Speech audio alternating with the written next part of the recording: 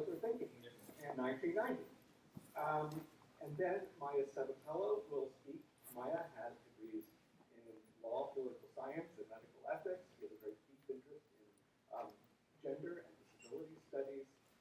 She's the first fellow of our sphere who went on to get a CAG award and is now, among other things, the co-director of the Precision Medicine, Ethics, Politics, and Culture Project at Columbia. So I'll turn it over to Eric and Maya. Actually, we're going to do this with Maya. Yes. First. Just change the hairstyle, but otherwise. Yeah. The voice of the future is hear about the past. Yes, this is ours. Oh, well, there's no really place here to do these things.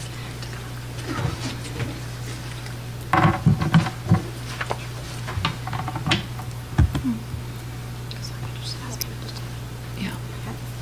Because you want to speak anyway. Yeah. Can you come up here? No. The IT. Yeah. IT person. Because I just don't want to mess it up. Yeah, no, fair enough. Can we just put it on speaker here? Under the slideshow usually, if it works. We want to do what? Just like the speaker split share? screen. I just don't want to mess up your split screen. Do we have the presenter view here? Yeah. So sometimes to Oh, no? use. Do you want presenter view? No, Yeah, yeah. presenter view. Does it work? Yeah. That's not sure. Because sometimes you have to put it on like You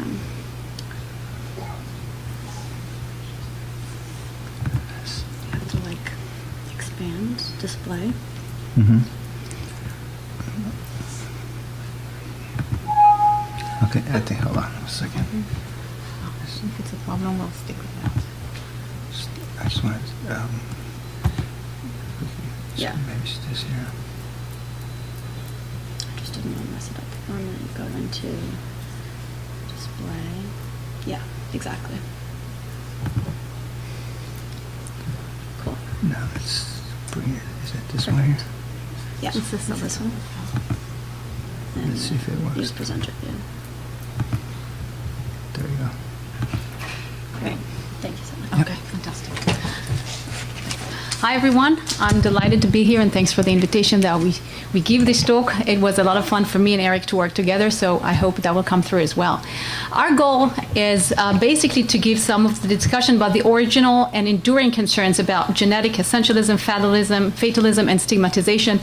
There are a lot of isms that we'll be discussing today, which have been the underpinning for many of the concerns that will be discussed over the next couple of days. So what we want to do is three main things. One is to look into what are the concerns that have actually been discussed, and we'll discuss the spiral effect of genomic information and disclosure. Secondly, we'll look into the working lexicons of the relevant isms, looking into what they are, what they actually mean, how or why might they occur, and then looking, and of course, what are the possible consequences of these isms for clinical and non-clinical settings. And then we'll look into the history as a precursor. That is the idea of looking into some historical and comparable, analogous events that might teach us something from the history to the future. So, looking into some of the concerns, there's been discussions about the spiral effect of genomic information and disclosure. The thought was that disclosure will trigger a negative response in several contexts, all of which have implications for clinical and non-clinical settings, but they will practically invade into each level of society, that is individuals, family, existing social categories, and new social categories. More specifically, we have a few things. On the individual level, as has been mentioned here by Eric, there is a concern that there are going to be quite significant negative psychosocial effects, including anxiety, depression, beliefs of fatalism. There's also discussions about how it might impact identity and future planning. If you're hearing that you have a genetic predisposition for something in the future, you might give up pursuing some career goals or family interests and so forth. These have been particularly heightened for adolescents who are, as we know, at a very sensitive age of their time, in the process of developing their identity, in the process of developing career paths, and so forth. There has also been concern about the nocebo effect, which has been discussed in the context of clinical trials, and the idea that knowing genetic predispositions might give rise to negative physical reactions, even if it's actually a placebo, even if the results turn out to be false. Third, there are concerns that on the individual levels, we're going to have questions about personal responsibility, whether one is responsible for his or her behavior, whether one should behave in different ways, what are the implications of the knowledge of that genetic predisposition, for example, for impatience, for aggression, and so forth. And finally, the question of open diary. That is the idea that the more we know about our genetic makeup, we may, and we disclose it, we will lose privacy along with all the discrimination that will come along with that disclosure. On the family relations context, we think it's going to mess up family relations completely. If you think about parents, relationship between parents, there's a lot of dynamics of guilt and blame. That is, parents will start blaming each other for giving their children the defective genes. Studies actually suggest that fathers are less likely to admit their genetic fault, suggesting that it comes from the mother's side, part of society. We also know that there are some questions about how it would impact parent-child relationships. And here we're talking about the child with a genetic predisposition. There have been concerns that parents will start treating their child in overprotective ways. That will be the vulnerable child syndrome. The idea that they will be overprotective, preventing him or her from developing fully because they will constantly limit what the child would do as a result of their own concern. On the other hand, there were concerns that parents will scapegoat their child with genetic predispositions. And that is the idea that if the child is doomed to die or doomed to suffer or doomed to not succeed as the parents wished for that child, then perhaps parents would give up on their child from the start. And that's been discussed, for example, in the context of cystic fibrosis, where, historically children did not survive too long, but then as scientific developments progressed and now they can live much, much longer, some kids who grew up in that way feel that they were not given the opportunity to grow up because their parents gave up on them way too early. There have been also concerns about parent-siblings relationship. That is, if you have a child with genetic predispositions and sickness or illness or diseases at home, that means that the parental attention from siblings is limited, but also concerns that parents will stay with continued anxiety even if the siblings are found to have negative genetic results, so that the anxiety over genetic predispositions will linger even if genetic tests do not confirm anything for the sibling of a child with genetic predispositions. And then finally, we have questions about how genetic disclosure will impact siblings relationships, where those children in a family who do not have the genetic predisposition might feel a survivor guilt. Why didn't I get it? Why did my sibling have it? What did I do? What did he do or she do to deserve it? And all of that type of questions that may lead to anxious and tensions among siblings in one family. On the societal level, there are questions about whether or not genetic research will actually increase and exacerbate tensions between and among groups. As we know, the more we study genomics, we're actually looking a lot into the population level. And we're learning that we're trying to figure the genetic differences among groups, among populations. And that may suggest that some people have an inherent inferiority if they are more increased to certain conditions. That has been discussed in different contexts. There's been a lot of discussion about the IQ question, whether African Americans and white have different IQs, whether it's genetic, what's the role of genetics versus environment here. But the idea of focusing on genetics highlights those differences rather than trying to figure out what are the similarities. That's the essence of the geneticization that we're currently facing. In addition, on the societal level, another concern was that it might impact clinical efforts seeking treatment or clinical care when groups feel a sense of ownership over specific conditions, genetic conditions. It has been discussed, of course, in the context of Ashkenazi Jews and Tizaks that have sort of figured out that that's our genetic condition, but it's also been discussed that African American have been associated with sickle cells, with the sickle cell by others, of course, but nonetheless, that's how they have been associated as a group. That also leads to the possibility that members of those groups will try to evade or to not to admit their own medical conditions. For example, there's been some research suggesting that some African American parents whose child have sickle cell prefer to say to others that they have leukemia, because leukemia seems to be a more high status disease than sickle cell that is associated with their socio-political status. And then finally, the spiral effect might affect also new social categories. That comes about in the context of mating and having reproductive choices. Whether or not it really impacts that, we don't fully know. There's been sort of questions about that. We know that there in some communities it definitely exists. Among some ultra-Orthodox Jews, Rita Sharon, for example, is an organization that matches couples on the basis in some way of their genetic findings. But it's also the concern that knowing genetic information will impact membership, will impose certain memberships in undesired communities. And what I liked in that picture is, if you see, we can see the whole spectrum of people, but now it also includes specifically the group of people with genetic information. So I thought that was kind of an interesting expansion of how we conceptualize communities today. So the biggest question is, of course, well, so why do we have all these concerns? Where do they come from? Wait a second, do we come from there? Yes.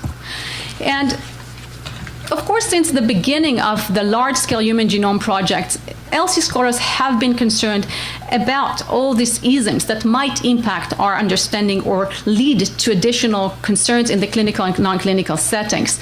And so they've cautioned us about genetic essentialism, about genetic determinism, reductionism, fatalism, stigmatization, and the whole cycle here that I'm writing here, and we'll discuss each one of these terms very soon as well. But their concern was that they will really have a cycle of misperceptions that are likely to trigger all these various concerns that I just shared with you across societal levels.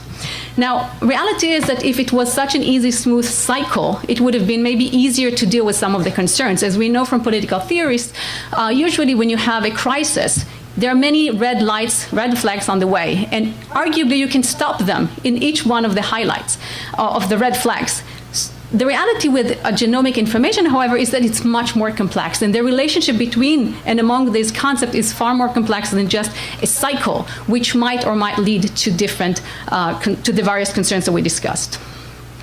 So what are the terms? So let's start with genetic essentialism, which is really at the essence of the concerns and at the essence of who we are. So the whole idea of genetic essentialism is really that genetic properties of an organism are essential. That is, the very being of anything whereby it is what it is. What I am is basically my genes. My genes are who I am. They represent who I am. And more than that, they reflect our identities. That's the major thing of genomic information. Along with that idea of sort of equation between genetic essentialism and identity is the concern or the characteristics of genetics as genetic traits as being immutable and deterministic. Internal, it's something I cannot change. Natural, they just happen. They occur as part of natural processes. They're transferable through parents to children across generations. And of course, they're boundary defining. They create the groups for us. They tell us who belongs, who doesn't, and why. Now, why are people essentialists? I think that's at the heart of the question. And scholars have grappled with that question for a long time. A simple answer is that it's a psychological tendency. It's a cognitive strategy, folk biology. It basically allows us as human beings to put things in order. It allows us to make valuable inferences and predictions about organisms' nature, basically by knowing that the genetic makeup of that organism. Others suggest that it's a question of genomic illiteracy. People are unfamiliar with concepts of genetic and environment interaction. They don't understand exactly what are the differences between genetic carrier status versus predispositions versus disease. And there are, of course, questions about representation in popular culture, which are constantly impacting how we conceptualize genomics, and we sort of reinforce the essentialist perspective of genetics by hearing how it is conveyed to the public.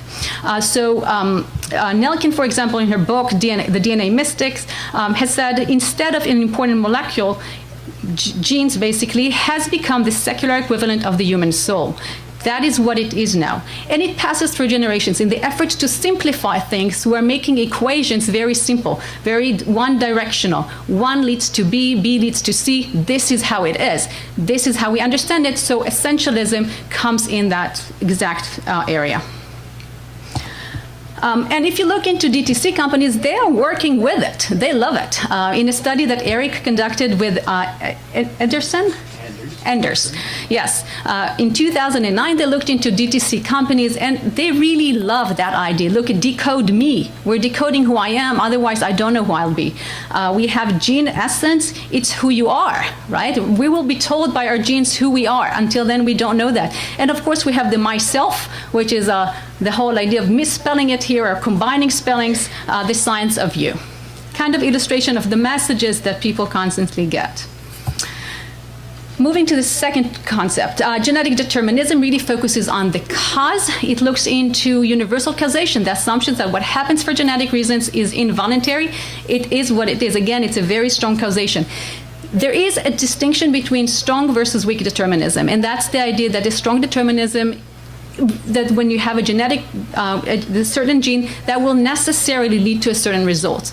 That has been discussed, particularly in the context, for example, of Huntington disease, where the penetrance of the gene is very high, and it rarely exists in practice, which is important to remember, and we'll discuss it in a second. The weak determinism accepts the role of the environment. Exactly how is a question of discussion, but there is room for some environmental impacts, even though genes still remain the primary actors that lead to diseases and conditions and illness. The importance of genetic determinism for our discussion is that it has significant implications for predictability of conditions and manipulability. That is, we assume that in the presence of a gene, a certain outcome will occur. And in terms of manipulating it, we think that the only way to fix it would be through gene editing, gene therapy, and other interventions that look at the core of the problem. And the core of the problem is the gene. Why genetic determinism occurs then? So there are, of course, various reasons, but a couple of the main ones is that if you hear about the messages that we get, eventually people get stuck on the link of genetics to diseases as something that looks only into the extreme cases of Huntington disease. When we think about genetics and illness, we don't think about the gray area. We think about the extremes. And the extremes that comes with genetics, along with genetic essentialism, is Huntington. So that's the example we have in mind. This is how we get stuck and apply it to all other genetic conditions as well. But we also have genetic messages, and it's not new, but in numerous public speeches and interviews, geneticists and others, especially those who've been involved with the whole genome project in 2000, back in the 90s and early 2000s, have said again and again, we're looking for this human genome as a quest for the Holy Grail, right? We're going to create the book of man. We are going to find the blueprint of life. And as Dr. Hudson, who was obviously among the leaders of the whole genome project, said, we used to think our future was in the stars. Now we know it's in our genes, right? So these are really the way the public hears about genetic and genetic impacts. In turn, these essentialism and determinism leads to genetic reductionism. That is the mentality of nothing, everything is but genes, where the organism consists of nothing but genes. A strict understanding that there is a connection between genes and physical conditions, and really equation between biological explanations with genetic ones. They are used interchangeably as though they are the same, even though that physically, of course, would include much more of environmental factors. It also leads to genetic fatalism and the belief that people can really do nothing or very little to reduce their genetic risks. Accordingly, there are a lot of questions about whether people will actually react to genetic information by foregoing medical treatment, because anyway it won't help, so why even bother? And at the same time, if you look into studies with the public, there are suggestions that they want people with genetic predispositions to be more medicalized, to have more medical interventions, biological ways to change their predispositions, while at the same time not believing that these interventions will be efficient. That's been discussed quite extensively in the context of psychiatric conditions, where people say, if it's genetic, then they should get medications, but we don't actually believe that the medications will work. So, kind of the concerns. Genetic stigmatization, we know what stigmatization is, but here it's in the context of a negative label that by virtue of a membership in a group is viewed as genetically deviant. And it comes about in three main ways. One is by anticipation, meaning that people with genetic predispositions not only feel different because of what they're currently losing, but because they anticipate what they will be losing in the future. And that has been discussed, for example, in the concept of positive BRCA1, BRCA2 genes, and the sense of many women who have undergone this genetic test and found positive that this is how we will be seen, this is what it will impact me, how it will impact me in the future. A second way of genetic stigmatization is through rejection and the fear that others will pity them or judge them for being incompetent in contexts other than health, just because of their genetic predisposition, but also fear of disclosure of genetic secrets and pressure to behave in certain ways. And one of the studies that Eric Juengst has done recently shows that more recent directors of centers of precision and personalized medicine actually say if someone knows that he or she has a genetic predisposition for a condition and does not act on that, they should be punished. For example, by increasing their health insurance premiums or by other means. And then finally, we have genetic stigmatization by affiliation, which is long discussed, again, very extensively in the context of psychiatry, but also in epilepsy and others, which is that families with genetic conditions, the stigma goes way beyond the person with the condition, him or herself, but actually impacts other family members who often do not have the condition or the genetic predisposition at all. Why we have it? Again, we're back to genomic illiteracy among physicians, lay public, and policy makers. There's been a lot of discussion about it in the context of sickle cell and the fact that during the early 1970s, for example, there have been mandatory laws to require genetic testing for sickle cell among African Americans, but there is a complete confusion between carrier status and people who are actually sick, and yet that confusion kind of circulated in society and professionals as well. But we also have so-called quarantine mentality that really leads to genetic stigmatization. We're trying to push away anyone who looks deviant, anyone who does not fit the standards that we have in mind, and of course genetics is one of these abnormal characteristics that we try to push away from. We're trying to ensure that the healthy society remains separate, and along with the quarantine mentality is that we want to make sure that these bad things don't transfer to the next generation, and we can detect them now. Now, genetics, of course, is problematic because we cannot necessarily detect it. Even if we do genetic tests, we can't know when anything will happen in most conditions. But it's a part of the fear that comes with the quarantine mentality. We want to protect and we want to keep everyone who is at risk far away from us so we won't get contagious as well. Genetic discrimination. So that's kind of where we're leading with the genetic essentialism, determinism,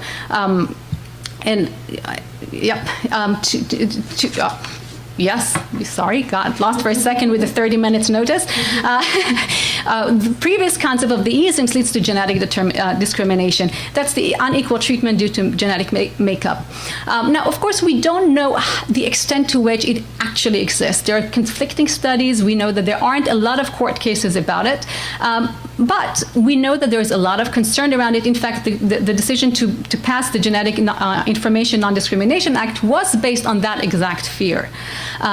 But the concern is particularly heightened for racial and ethnic minorities, where their lower socioeconomic status plays into their genetic inferiority, and therefore when these two mingle together, there is a lot of concern that we will create this, again, underclass, biological underclasses, leading to racism, sexism, ableism, all of these categories that undermine or reduce people into their genetic makeup, and when it's combined with their social and economic and political status, it actually justifies their lowest status quo. That is, we can justify why people with disabilities are mostly unemployed.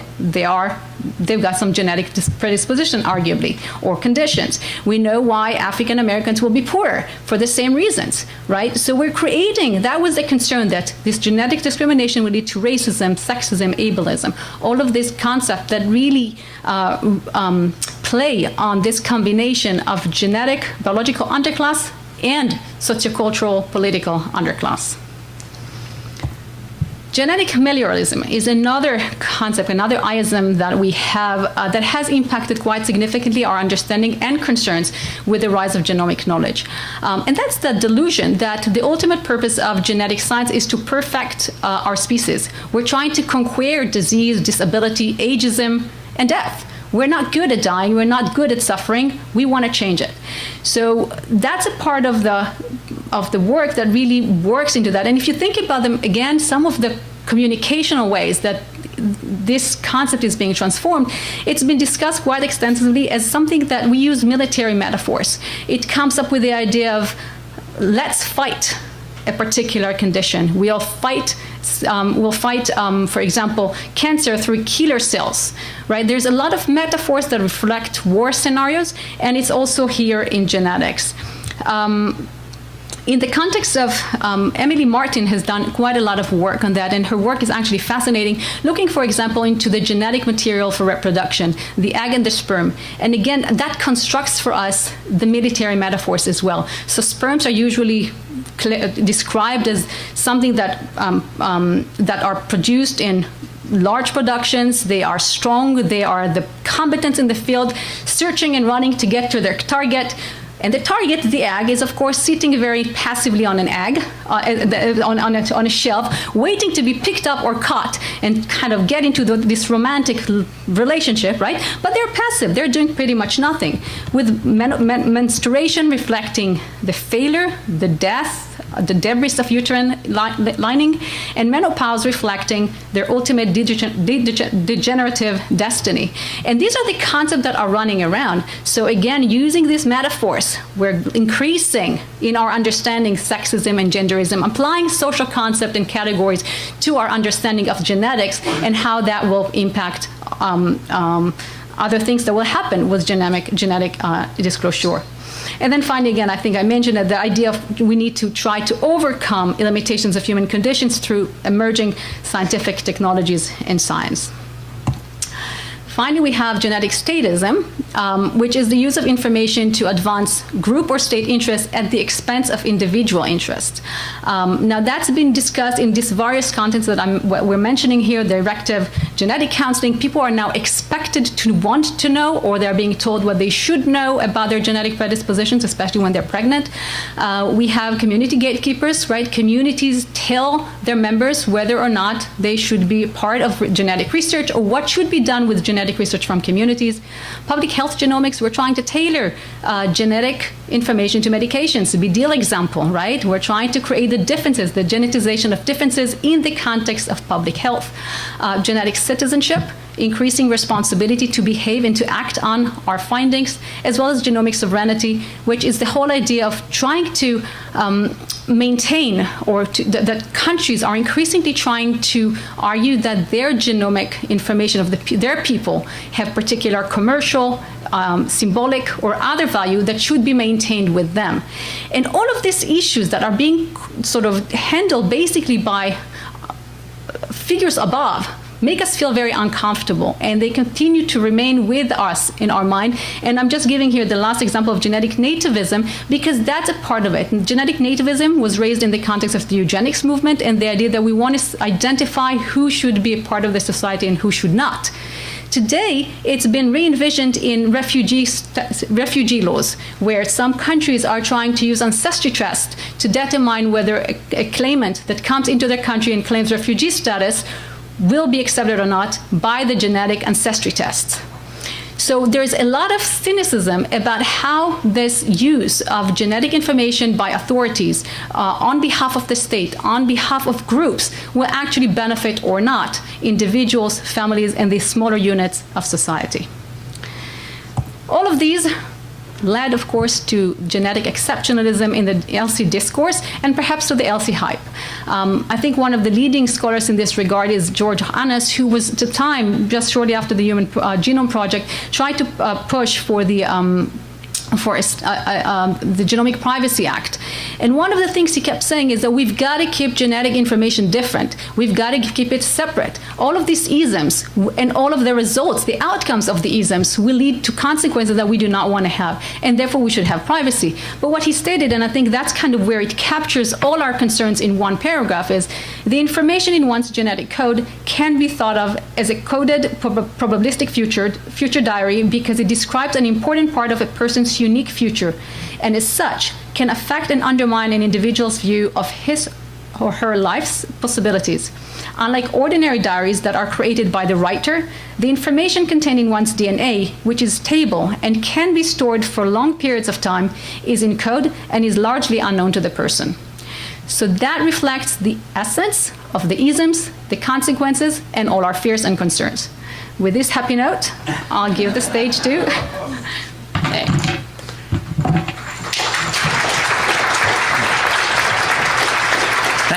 Thanks, Maya. That was a great tour of the ELSI landscape for those who have been wandering around on it. And clearly, as a trainee, you've absorbed the canon of what we worry about in ELSI research.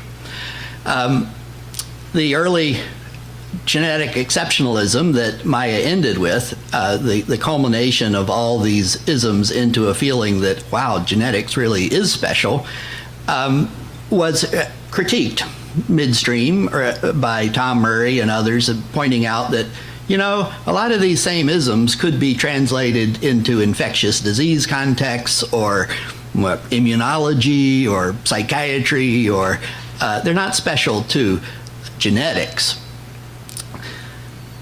So why not either expand the ELSI program to all of NIH, yay, or why pick on genetics? And the consensus was and has been that even though they're not special, this complex of isms that that Maya just described, still driving our heightened interest in all the specific concerns on the ELSI agenda.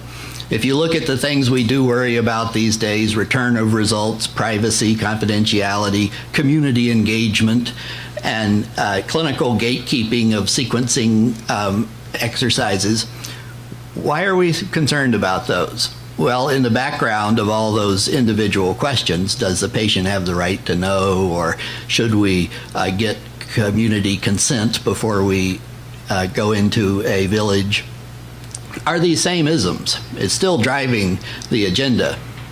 And the question now for this conference, obviously, is that okay? So my piece of this is to go back and look, now that we have that landscape in front of us, and ask, what were we thinking at the beginning of the ELSI program in picking on genetics in this way and assuming that all these isms swirled around in a spiral that made it particularly important for the NIH to put aside money to study them in a way it had never done for any other scientific initiatives. Well, I think one way to, when I started thinking about, well, right, how did we get to this place, was to think about where we got our initial hypotheses, our program announcement, our agenda that the ELSI program put out to say, here are some things the community of scholars might want to think about, might want to look into in trying to anticipate the downstream effects of mapping and sequencing the whole human genome. Whoops. What do I need to do?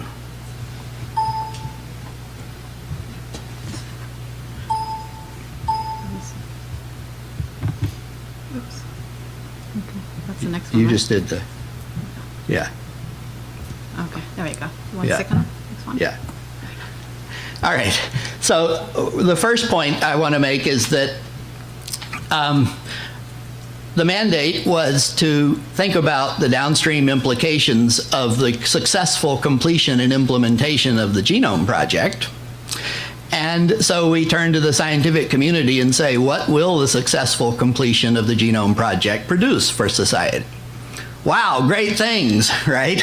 It's the holy grail of human biology, and we'll be able to, like fortune tellers, magically predict people's futures. In fact, it's a paradigm shift for the whole field of medicine, and great things will be coming. Oh, okay, that's pretty interesting. So let's think about what the ethical, legal, and social implications of having a really dramatic change in our capabilities would mean for society. That leads you to think about pretty dramatic things. Let's take the best case scenario for genomics and spin out its social implications. All right, what should we think about?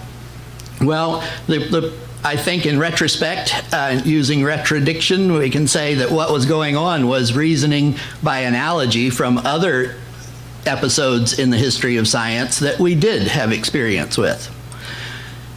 What happened in other cases where we suddenly had a new diagnostic tool or a new way of thinking about human nature? We'd just come out of the 80s, as the end of the 80s, and there were plenty of paradigms around, examples, case studies from other areas of science that people had already been talking about that were obvious low-hanging fruit for starting thinking about analogies.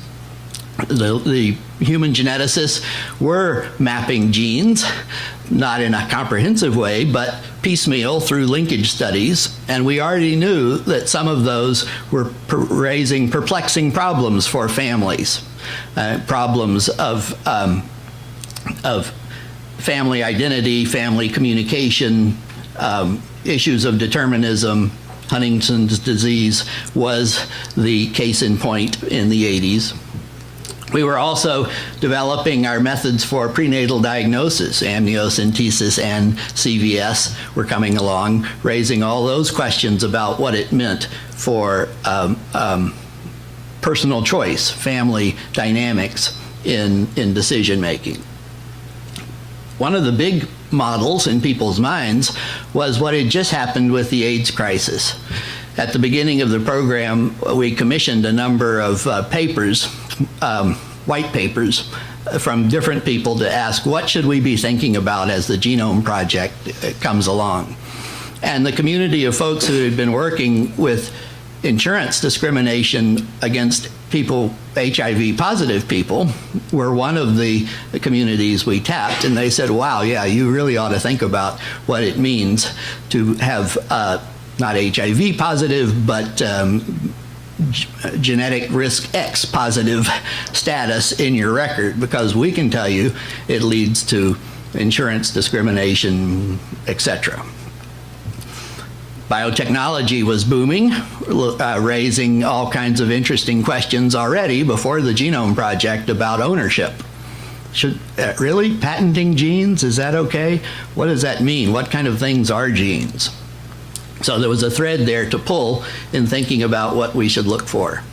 New reproductive technologies, similarly raising questions about personal choice, identity, the determinism and essentialism, and even rising worries about the use of pharmaceuticals in sports.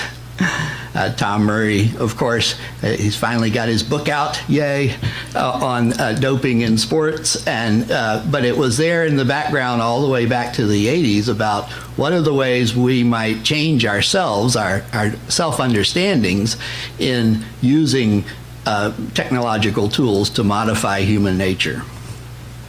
So that's a whole cluster of starting points from the 80s, but it rests on a foundation from the 70s.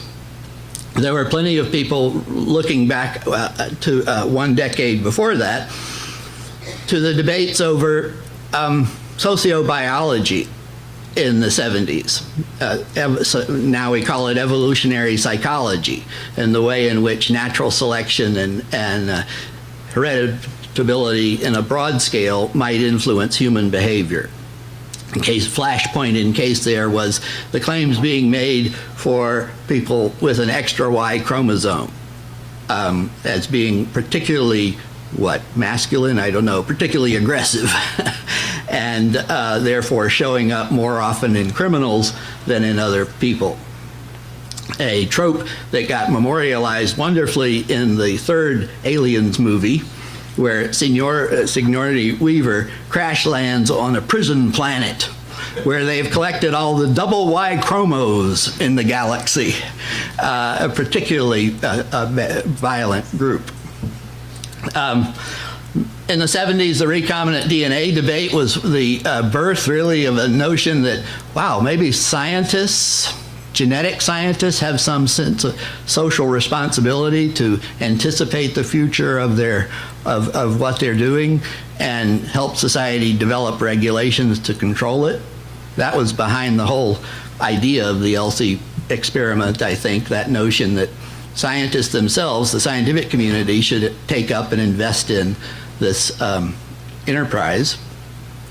Surprisingly enough, in retrospect, that was when we began thinking about how you do research with human subjects anyway, in the first place, and all our issues about consent, broad consent, dynamic consent, and return of results, and other sorts of rights to control flow right out of that set of considerations.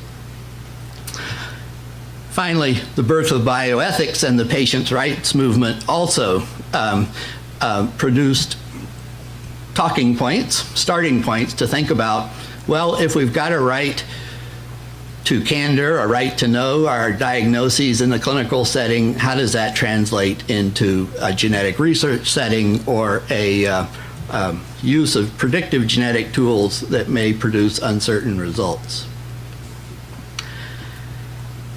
But that's not the end either, because behind that we had plenty of interesting history to draw on.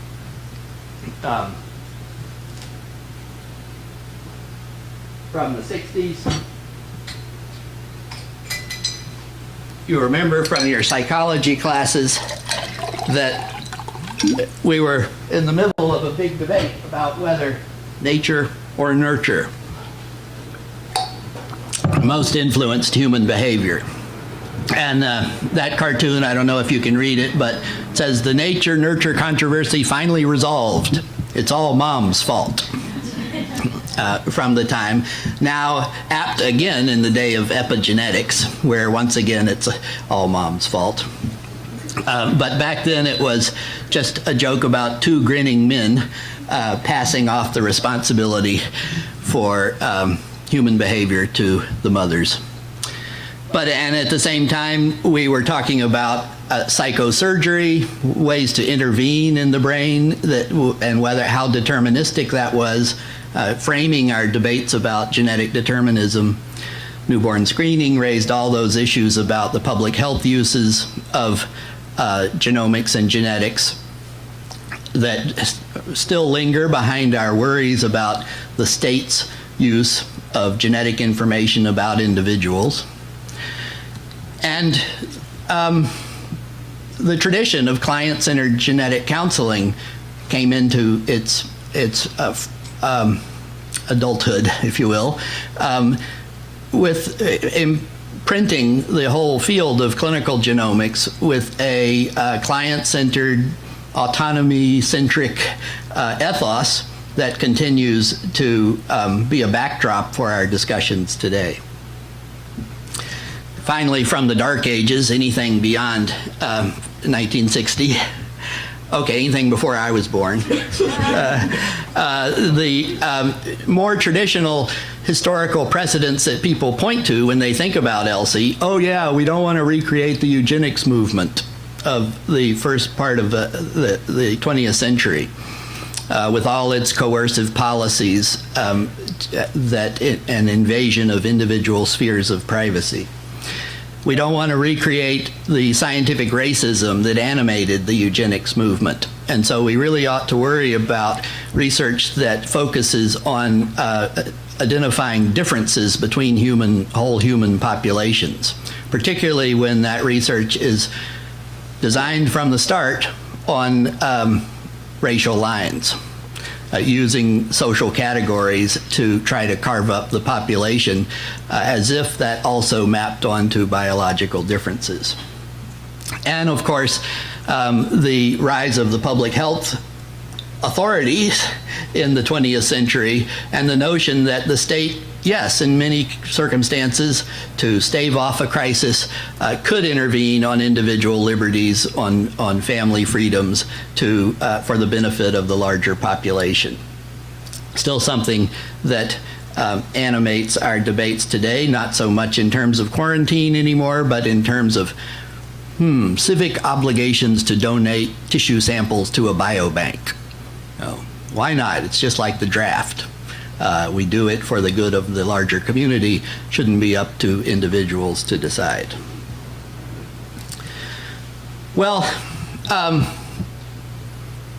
Maya gave us a quick tour of the landscape I think we all work with. I gave you a quick tour of the historical roots of that landscape and the analogies that we've drawn on to set up our agenda.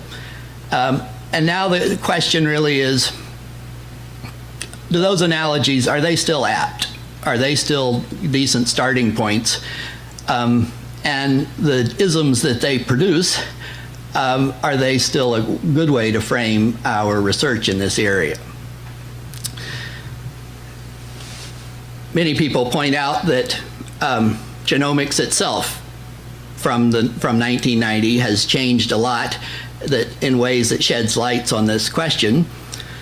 Its whole move away from the oh God model and simplistic explanations of phenotypes, and its embrace of more complicated stories. The idea that we shouldn't just stick with genomic medicine, which Dr. Ginsburg thought was a great name for his new center when he came to Duke just in 2004. In fact, we shouldn't just stick with the concept of personalized medicine, which opened up genomic medicine a little bit to try to take in people's personal empowerment with respect to their genetic health care. Actually, we ought to go broader than that and think about all the environmental factors that influence health at the same time we're thinking about genomics. So how about precision medicine? It's a little bit of Orwellian speak, I think, because in fact, precision medicine still tends to translate as genomic medicine. But in theory, if you look back at the National Academy's report where they endorse that name change, what they're saying is we ought to bring multiple lines of evidence to any kind of diagnosis or healthcare problem, not just genetic, but all the other kinds of influences that shape things, including, wow, how about social determinants of health and the structural inequities that create health problems in our country? It could be interpreted that broadly. And now I notice that Duke has changed its center's name again to Applied Genomics and Precision Medicine. Ooh. Okay, get ready for applied genomics. And the explanation for that is that we're now no longer interested in the genomics of disease and risk and health. We're interested in the genomics of normal traits, of, in fact, maybe even of good traits, of advantageous traits. So wellness genomics, in the same way that Leroy Hood is talking about it. And that's within the ambit of our center. It's not any kind of medicine, so we need another name for it, so applied genomics. I guess what I want to end with is the argument, well, maybe not, the plea that at each of these iterations, from genomic medicine to personalized medicine to precision medicine to applied genomics, all those isms persist. And you can see that in a couple of ways in which they all have some features in common. This extraordinary enthusiasm for moving beyond research into practical applications, the sense of urgency that is brought to the translational research enterprise under each of those labels. Again, the preoccupation with human genetic variation, human genetic differences, as the keys to unlocking healthcare, despite our admission and increasing embrace of environmental and social determinants as a piece of the picture. And all those forms of applied genomics are still engaging the key categories that we use to ascribe identity and social status. The face facts. What do I mean by that? I should have defined that, because that's a reference to an acronym for future potential, ancestry, community, and ethnicity. The 4 features of our ascribed identity that other people put on us to place us in a social classification scheme, also, by coincidence, are the 4 features of our identity that genetics has a particular purchase on, putatively, to be able to identify, discover, and disclose about us. Oh, and they're all still connected with these complex issues of genetic citizenship, and by which I mean the interplay of our individual responsibilities and our community responsibilities. Best now seen, illustrated, I think, in the rhetoric of the All of Us campaign to get America on board with a human genetic variation study.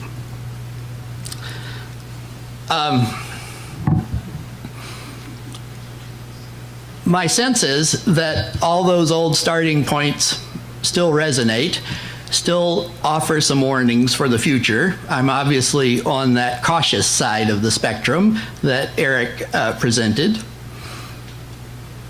We still need to figure out how to fold the map of the Human Genome Project to get where we want to go eventually. Maybe some features of society have changed so much we no longer have to worry about state-sponsored eugenics. We can give that up. Maybe we no longer have to worry about scientific racism, but I don't think so. And even though this conference is focused more on the individual psychological consequences of getting a genetic test result, which is obviously just one piece of the pie, in order to capture these bigger threats, bigger risks, we're going to have to do what Eric said, and that is get more complicated, take a step back, and look at the social determinants of psychosocial impacts. The kind of structural features, the meliorism, the statism, the other isms that continue to inform the way people's reactions are structured, even though when in a piecemeal way it may not look like they're particularly driven by the isms at all. Thanks very much.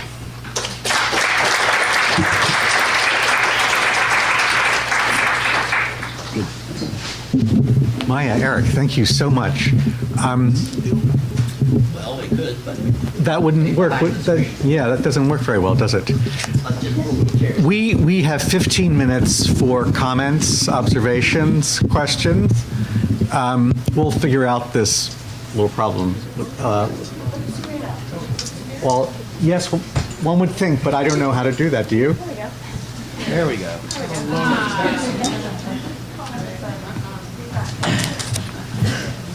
So, Bob.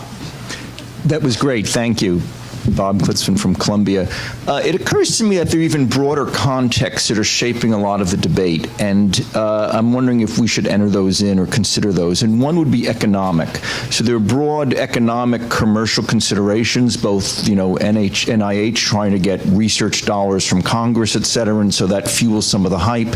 Also 23andMe, patenting, sort of these companies sort of are using these messages to try to get people to buy their services as well. now and how much that's influencing in the commercial space. And the other is culturally and socially, I would suggest that even before 1900, going back to Aristotle, going back to the Bible, questions of who is a Jew is someone who is defined as being born of a Jewish mother, right? Similar, there are issues of, who is a Greek as opposed to a slave, who is a citizen of the U.S. and how much should an African-American slave be counted. So these broader social cultural issues before the word genetics was introduced go way, way back, and I think are framing some of this debate as well. I'm just wondering if that might help sort of locate this in a broader context that might in turn sort of push our thinking a little further. Yeah, that's very, very helpful because I think both points are well taken. I mean, none of the isms are new to human experience. We've been wrestling with essentialism and identity since the beginning of human cultural groupings, and determinism and eschatological thinking about human progress. So that's why genetic exceptionalism in a literal narrow sense is misguided. But the argument for why ELSI research in the Genome Institute and nowhere else has to be something like the kinds of information we get from genetics plays into those isms even more powerfully than the information we get from immunology or other scientific fields. That's kind of an open empirical question. I think your economic point is great and always has been a blind spot for the ELSI research enterprise. Thank you so much, the two of you. I'm Rita Sharon from Columbia. Perhaps echoing the cynical nature of my colleague's comment. Maya, when I look at your slide of the high status and low status diseases, we know what this is. I mean, we don't have to go anywhere to know that this is racist and sexist and what's the word? Wealthist, right. Povertyist. So in a funny way, we are replicating and maybe even taking attention away from the real underlying forces that are fueling all of your isms. And I'm wondering what within the ELSI community is the kind of advocacy partnership with anti-racist, anti-sexist, I mean, really underlying discriminations that this is just one epiphenomenon of, maybe. Yeah, that's a great question and a great comment, Rita. Thank you. I think it's a part of the... On the one hand, I think there is increasing awareness of this underlying infrastructure that really impacts everything. On the other hand, I think it's very big for many ELSI programs to actually handle that, right? And not just because within our own world, but because the society at large is not supportive of all of these transitions. Getting out of sexism, getting out of racism, getting out of ableism. These are not things that individual researchers can do. It really requires structural changes from below. I think that the whole idea of community engagement tries to work a little bit on that, with the idea that if you're collaborating, you're engaging, you can have back and forth conversation, you can change some of these isms, because we know that being in contact with others reduces stigma, reduces a lot of other misperceptions. But there are also, of course, also some questions about whether it can succeed in the context of ELSI and genomic research, because participants in research are never equal partners. However we're going to try to put it, and definitely not in the structure that we have today. They're not equal partners. So I will definitely welcome more of that conversation of how we can increase that, and obviously think about it in the broader picture of how to change the structural things that I think are underlying all the isms and all the concerns and all the prospects for genomic research in the future. That is, none of the hopes for precision medicine will actually be achieved if we're not going to be working on these structural issues. Thank you.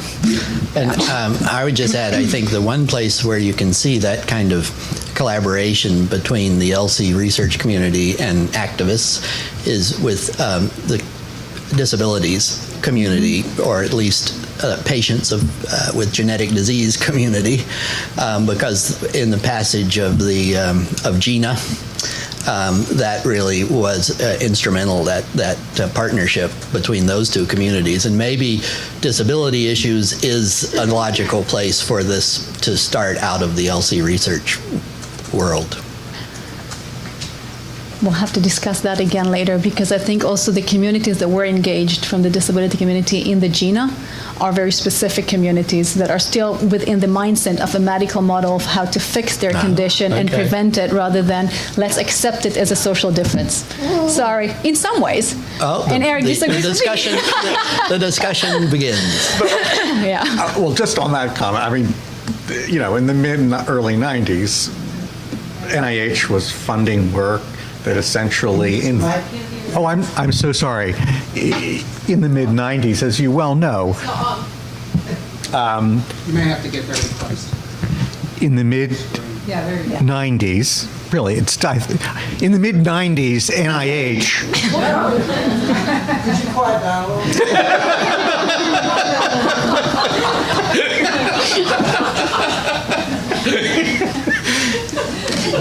Funded significant work that specifically brought people with disabilities to critique the medical model and to introduce the social model of disability. And in fact, I think we should take some pride in the fact that NIH helped to really inject that perspective into a much broader public conversation. I agree. I think I had a different disagreement about GINA. Yeah, but I agree with you on that. With this, on this. You said specifically GINA. Yes, the GINA. Yeah. Hi, my name is Anne Marie Rowe. I'm an OB geneticist in the Bronx at a city hospital. And I have to say that I think that one thing that's very important is how important the genetic counselors are. Mm-hmm. And unfortunately, I think that particularly in the wealthier communities, the horse is sort of out of the barn in terms of genetic testing. At our hospital, there's a hard stop before anybody can order genetic tests because of the cost. Right. But that's not true, where I think the companies are so actively promoting these tests, and how a panel of 100 genes is better than just doing individual genes. And therefore, that's going to be taking up a huge amount of resources just to reassure people that, well, it doesn't really mean anything. And of course, variants of unknown significance, which are you know, the worst. When you get that report, it's so difficult to talk to a patient about. I think that what we need to also look at is where the companies have sort of leapfrogged over medicine to say that this is better, when I think most people who are involved in clinical genetics thinks this is not better. It just muddies the waters, and it's not helpful. Well, I think what we find is, I think that the patients we see, because we have that hard stop, they have to see a genetic counselor first before we order any tests, that a lot of people say, you know what, I don't think I want to know this information. And I think busy physicians who are seeing, 40 patients a day, it's much easier to just check off a box. But I think this idea that, like I said, more information is better is sort of ingrained in our society. Get the CAT scan, get the MRI, when, especially for genetics, we know that's not true. And of course, there's negative effects from it. Thank you. And your point about genetic counseling, the genetic counselors are the folks who had the experience with all these isms before the Genome Project ever came around, and have been a source of a resource for the ELSI program. But even they, in trying to assess the impact of their work, run up against the same sorts of questions that we are talking about in this conference. Long ago in the 80s, Dorothy Wirtz published a study of the impacts of genetic test disclosure in the genetic counseling session, which she titled, "I Can't Get No Dissatisfaction." Jim Evans at UNC.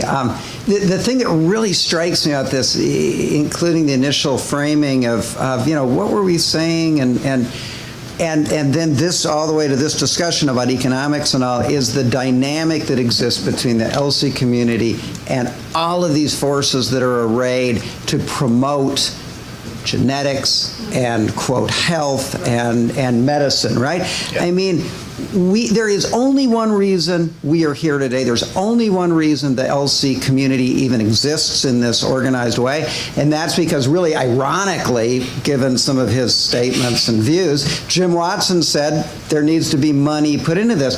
Without the small amount of money that was put into this, there wouldn't be ELSI. There's only, your point about how many of these things are not unique, Eric, to genomics is true, right? But the whole reason there isn't an ELSI community at NHLBI or at the Institute of General Medicine is it was never funded, right? And I guess what I would say, the thing that frightens me is that the forces promoting genomics and all so very much do not want to hear any negatives, right?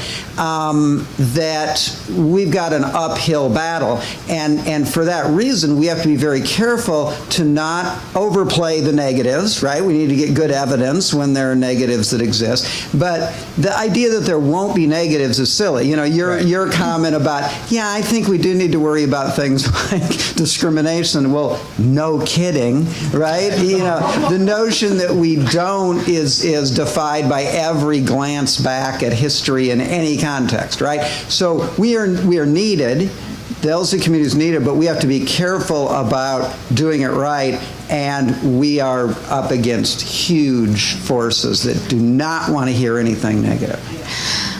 Jim, I actually think, originally when we envisioned the panel, we had a thought of starting with the good stuff about the genomic knowledge and information. Somehow we skipped that. But yeah, you're right. But we run the risk by not acknowledging the good stuff, right, of them being able to say, well, you're just ignoring the good stuff. But we can ignore the good stuff, but we should acknowledge it as we go on in passing, right? We don't need to dwell on it because they're gone. Right. Rachel, Fair enough. Just quickly, I wanted to follow up on following the money. I was always under the impression that Congress, who funded this, had fears about this, and that's why it got written in. Was it actually the scholars, not the Congress? It was Jim Dr. Watson. Okay. So I was just wondering. My question was going to be, do you know what the congressmen were worried about? Because I would think it would be more like Frankenstein or something. But no, in the hearings, the congressional hearings that preceded the start of the Genome Project, there were witnesses that gave testimony about the possible downstream social implications of genomics. And so you can find the origins of some of the ideas in there. But it was then when Watson was asked by a reporter at the opening press conference whether he was worried about those downstream consequences that he committed the NIH by saying, well, yeah, and we're going to put 3 to 5%. And Congress, in agreeing and confirming that and writing it into the authorization bill, mainly cited the issues of discrimination and privacy. And that's what they were worried about. It is kind of financial. They were thinking about insurance, but they weren't thinking about cloning or Frankenstein or that sort of thing. Maya and Eric, thank you so much for a terrific presentation. Thank you very much. We are going to resume at 10:30.